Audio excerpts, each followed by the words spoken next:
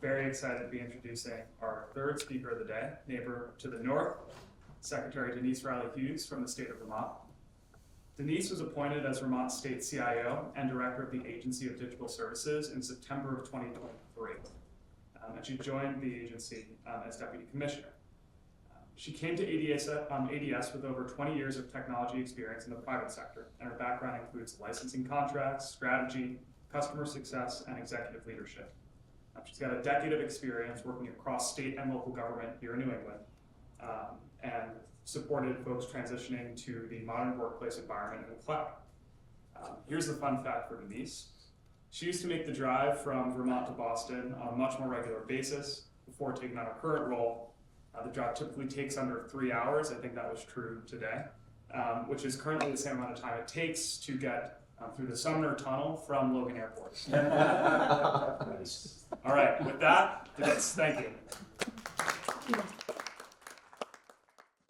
First, now I'm Linda Notster. I want to thank you guys for inviting me because this is really exciting. And I don't want to get too excited today, but I do get very energized and passionate about talking about technology, talking about AI, talking about what we're doing, the art of the possible. And so when Austin and I talked, what am I going to talk about, right? What is everybody else going to talk about? Because we don't want to repeat things. So one of the things that's really front and center for us right now is what are we doing in practice and what are we doing in policy? So that's really driving a lot of the governance on where we go from here, what are the possibilities, and we don't want policy to get ahead of us because bad things can happen, right? We don't want to get ahead of policy because bad things can happen, but we don't want analysis paralysis either because we got to get stuff done. And we have to be exciting. And I always say Vermont's too small of a state not to get this right. The interesting thing is when it comes to AI, Vermont's the leader in US states right now. And I'm gonna show you why, but oh, where's the clicker by the way? Just Right not there. at me. Thank you. I was like, wait, I think there's something that so I wanna just clarify, one, I actually hate PowerPoint, so I don't want to read from the slides, but I wanna make sure that we're clear that Vermont has come up with our own definition of what AI is, because we want to make it meaningful for the work that we have to do in the state, and it should relate back to policy as well. And hopefully it should also help govern the direction of policy when we set those definitions. So it doesn't come right out here and say this, but I love that Ben said people, right? So we take a human first approach to AI in Vermont, we have to. I do believe that technology is only the fuel, it's not the destination, and for so many years I think that we've used technology as the destination and it's not a set it and forget it type of area. So federal government really fixates on the tech behind AI in their definition, and Vermont's going to focus on humans.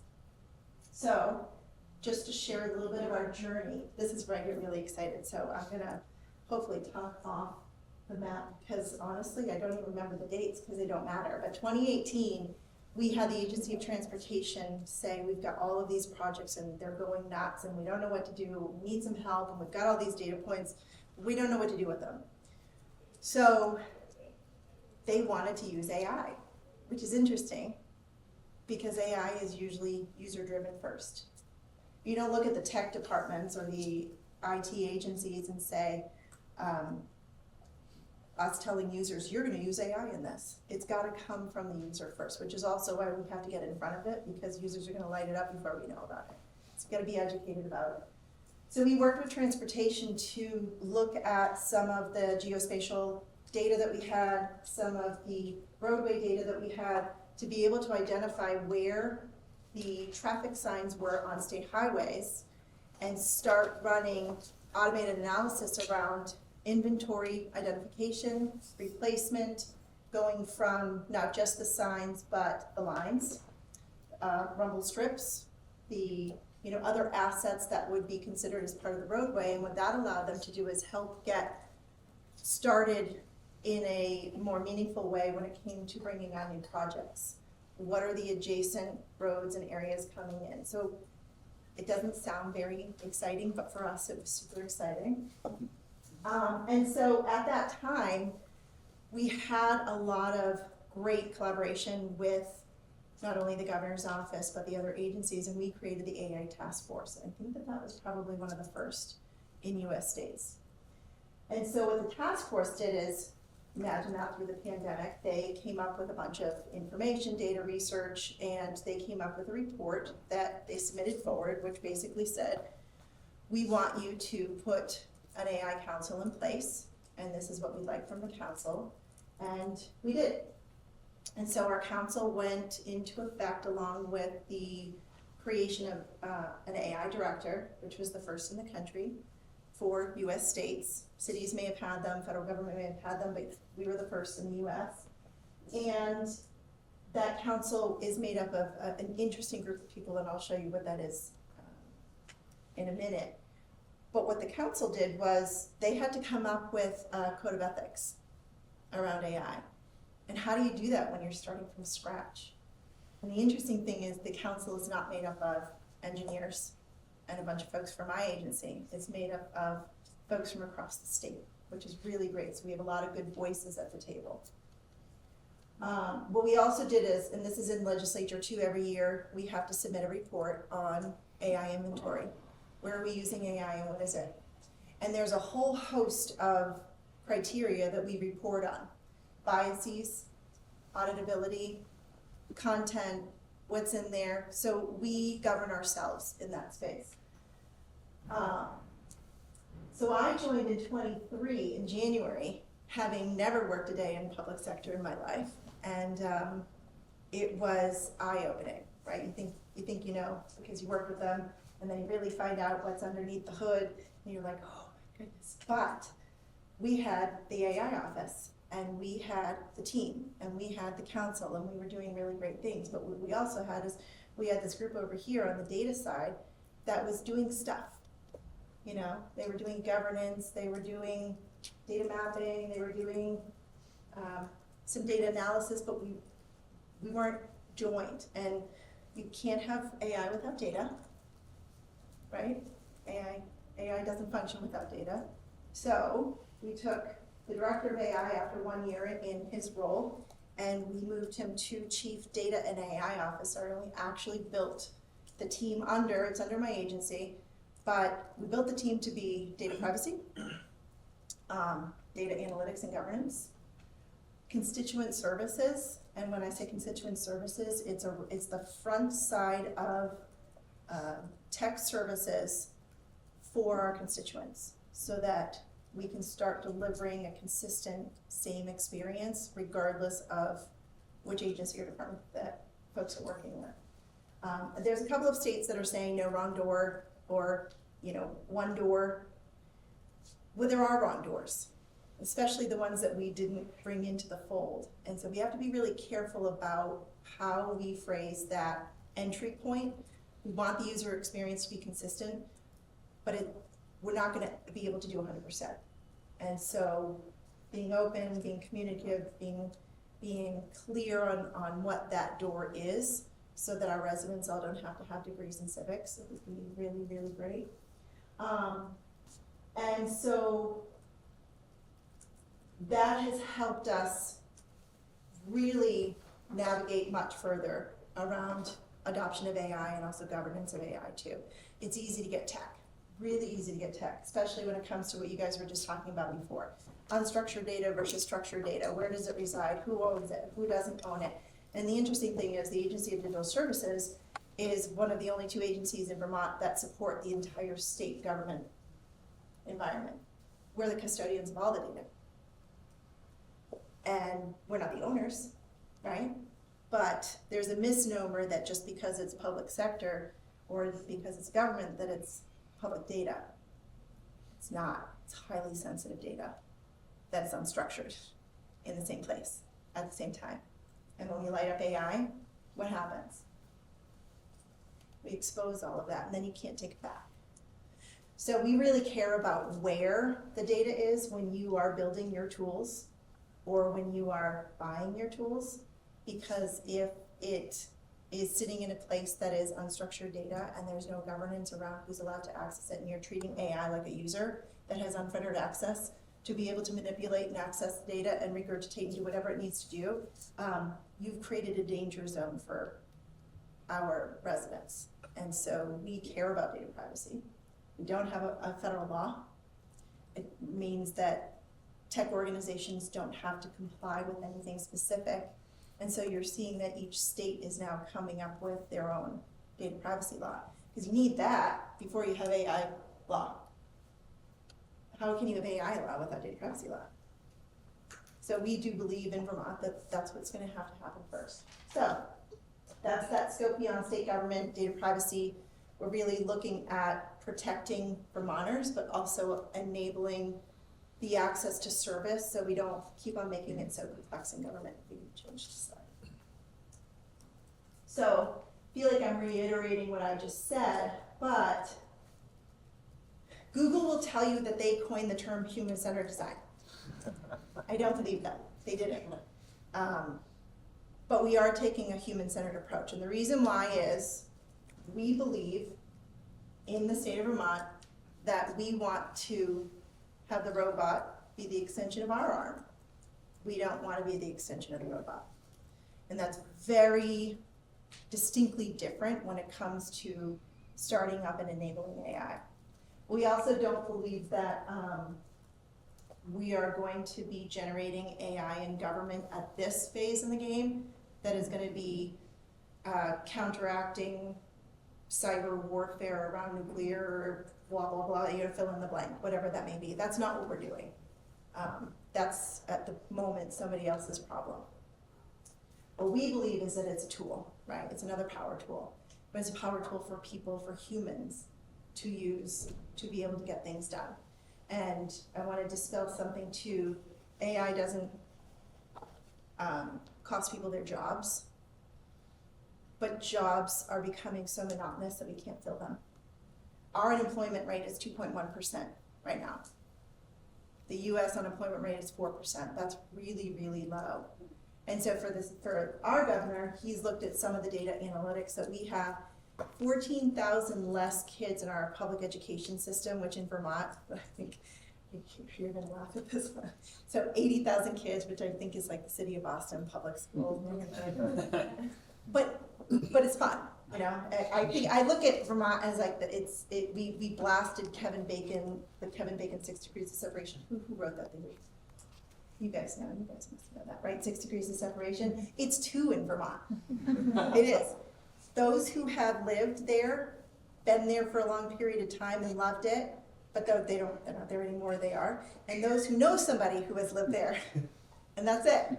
So it's funny that everybody has a Vermont connection. Oh my God, my favorite beer is in Vermont, my favorite cheese is in Vermont. Oh, I went to that mountain, and it's so great. And so we don't capitalize on that at all, but we definitely should. Maybe there's an AI app for that somebody can put together. But we got to look at that socio-technical processes as a means for enabling AI so that we can fill the busy work that we're doing. And it's amazing when you start looking under the hood, there's a lot. There's a lot of processes that we didn't look back and evaluate. Why are we doing this? And so I said, technology is the fuel, it's not the destination. We have to start looking at our business processes within state government to start breaking them down and making those more efficient, and AI is absolutely the tool to help us get there. I'm not used to. I know, sorry. Thank you. So this is our AI council. And I don't want to stand in front of the projector here. So Susanna Davis is our Executive Director of Racial Equity. So if that tells you anything about how Vermont is approaching AI around human first model and human first approach, if our chair of our council is somebody who absolutely cares about biases and ensures that the work that we're doing in state government does not create those biases, because when they do, she can help us resolve those. She's been a huge partner on the council to get us moving forward in the right direction. She's co-chaired by our CTO, and we've got folks in higher ed, we've got folks that Attorney General's office, And so Christopher Curtis actually is part of the consumer affairs team. So somebody who's very, very committed to moving forward with a data privacy law in Vermont as well. And it's nice that we've got that representation, so the council's taking all of the right steps to do the right thing. And we can, so we got the ACLU represented. I love this because Josiah Raish is our AI, the chief AI officer, and he has a lot of fun with this. He's young, he's fresh, he thinks differently, and the interesting thing is, he has a music theory degree, which makes his thought process and how he approaches AI very creative. And we can cover all bases, we can cast a wide net. So I think our representation really speaks to where we're trying to go. And I encourage you guys to look at our page. It is not miles long, and you can pull that up if you want to, just to show folks what we're doing. So it's digitalservices.vermont.gov/AI. We are trying to use Bitly and making it, and it's just, we'll get there, little by little, step by step. I've only been there for 2 years. Services.vermont.gov/AI. All right, so scroll down, because I did a snapshot here. Updated for 2024, go ahead and click on that. And you're gonna go to page 22, sorry.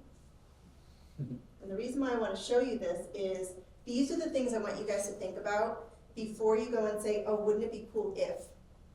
Yeah, sure, it's cool. Is it safe? Is it the right thing to do? Is it violating somebody's privacy? Is it inherently biased and, without intention because we didn't think about it? These are the things that we have to think about. So these are all of those criteria that I was talking about. What's the purpose? Why are we doing this? What's the intended outcome? Outcomes are hugely important. You're going to hear it more and more in government, and I'm glad that we're talking about it because the outcome is not, it's not about government, it's about the consumer of our services, which is the resident, it's about the taxpayers, capabilities, but then it goes down to decision types, and this is where I get very excited. Third-party bias tests. Are we auditing AI? It's not a set it and forget it, right? You're doing machine learning, you're putting chat bots in place. How do you know it delivers the right answer? What's its failure rating? How are you testing that? How are you looking at that? This is an area that I think that we're really underserved when it comes to supporting solutions and services and what we're even putting in place. So I hope that we're going to start seeing more of this. And this is AI, right? The third-party bias testing and auditing should be AI. So that report, if you go on page 22, what you'll also see is the 17 active AI services that we're running across the state right now. From what I just described, inventory management around, you don't have to go to that. Yep. Inventory management around B-Trans and the work that they're doing in the state highway space. We had 2 major floods over the last 2 years. If anybody heard about those in July, actually on the same day in 23 and 24. And we were able to start spinning up some automated algorithms to be able to put all of the contracts, the state contracts that municipalities had available to them so that they can just search up and say, we need an excavator, we need a disposal company. And they didn't have to go through thousands of records to be able to identify what that is. And it was nice to be able to spin something like that up. So you can change it. So when I say that we're first, we were. And not only were we first, but there's only 3 states that we're not working with today when it comes to AI. Everything in the green are states that have adopted some aspect of our model, whether or not it's our code of ethics, whether or not it's our user governance guidance that we put out to state employees. There's been executive orders in states that we have helped develop because of the work that this council has done and our agency has done. And the one in orange are the ones that we collaborate with, right? We're having ongoing conversations, communications, whether or not it's that we're testifying in front of their legislature or we're just working with them. So little old Vermont is doing a lot of work across the country, and this, I do believe AI is a team sport. It is not something that we can go at it alone, and it's something that we've got to all work together on.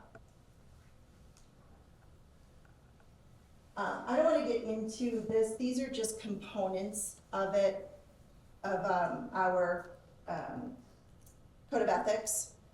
But accountability and transparency is hugely important. Imagine if you were working with a chatbot and you as a user didn't know that you thought it was a human. That's wrong. That's not ethical use of AI in government. We also don't want AI to make decisions that impact the user. Suggestions are great, but imagine putting an AI on the front side of integrated eligibility and then telling somebody who needed the services the most, sorry, you're not eligible. Whoops, our algorithm wasn't working that day, sorry. Like, that's not okay. We can't do that. So we have to be really careful. We have to choose safe decisions first, and get it right, because we know we're gonna get it wrong. We know it's gonna fail. Fail fast is a model that we're really trying to adopt, and we can do that in a mode where it's not gonna have negative public impact. So like the labor work that you're doing, that's huge, right? You didn't hurt anybody to do that, but you had to think through it. And I love that you brought up, Ben, I'm talking to Ben in Arizona, I love that you brought up the legal thought process that you're going through behind tracking the performance piece, behavior performance of public safety, because it's scrutinized so much, and that could be dangerous. So now you're looking at the legal ramifications of it too. And how do you blend, if you're now collecting data about a person, how do you blend or separate that from their personal data, right? We talk about private data, work data, and we start blurring the lines. So we have to be really careful. You want to be transparent, and you want to make sure that you have accountability measures in place when you're putting these sort of solutions in place. All right, so I can go long list. We can talk about any topic, but what I did want to talk about is in here, these are kind of our top uses, right? Liberties and freedoms of Vermonters. We don't want our AI tools and services to impede or impact that in any way. That's really hard to do for a bunch of engineers that want to do cool stuff. They don't think about it like that. But that also means that we got to make sure that we're using our partner network and our community. This is where public and private partnerships become so critical. One of the things that's not said here is, this is the first time that I can remember in 25 years that technology and the advancements of technology has put the public sector and the private sector on the same road at the same time. And we keep inching a little bit further ahead of each other in each direction. One of the differentiators is somebody's looking to make money off of it. Someone's looking to save money off of it. The other differentiator is every one of the major tech organizations has a different AI framework that they're using. So if customers start adopting their own framework, it's going to really identify who the partners are in the tech industry that they can effectively work with. Some of the considerations that we're thinking about is, one, just because you can doesn't mean you should, right? How do I know that all of my contracts that I have with these partners protects me from AI enablement? Everybody's putting these cool tools in place, and all of a sudden now we have it, and when a user clicks on a button and we've enabled AI across the entire state.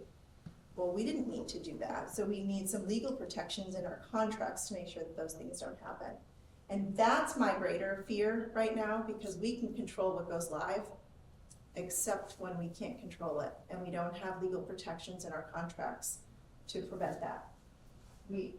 Copilot is a good example. We've got, actually our AG's office is saying, we're not sure we want that. We're a little nervous.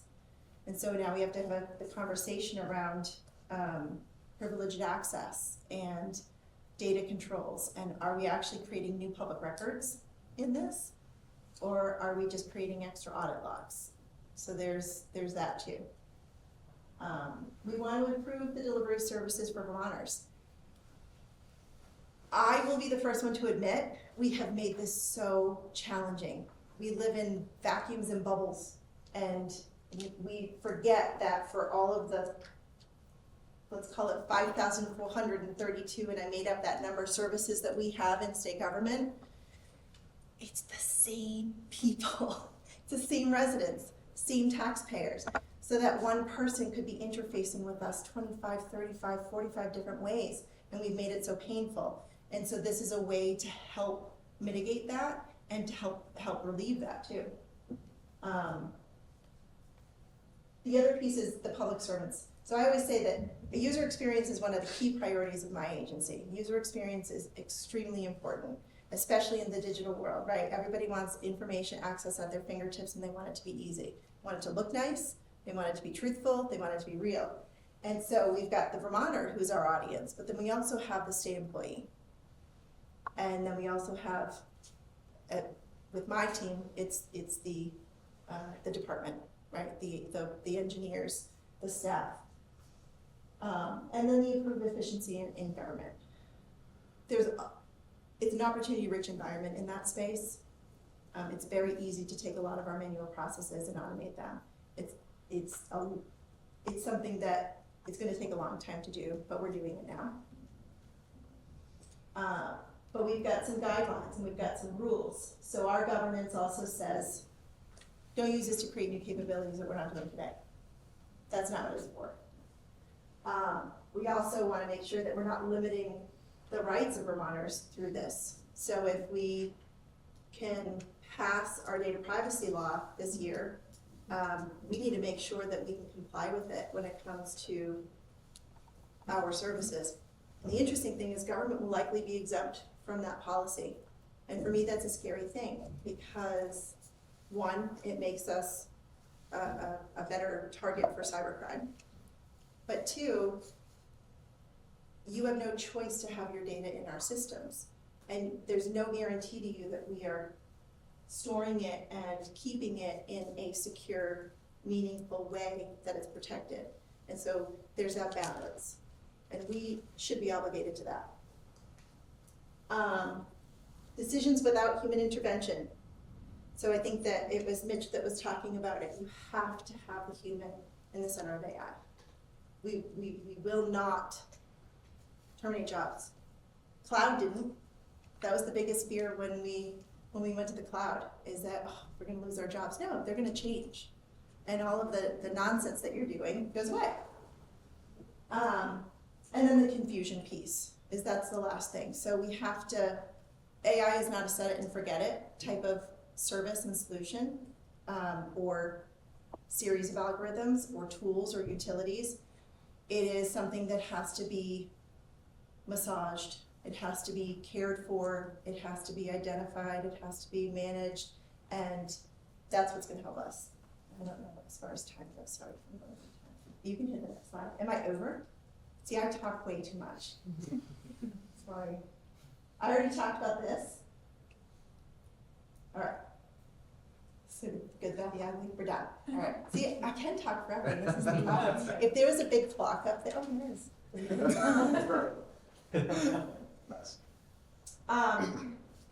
So yes, good, right? We want to be transparent. We want to be responsible. We want to be intentional.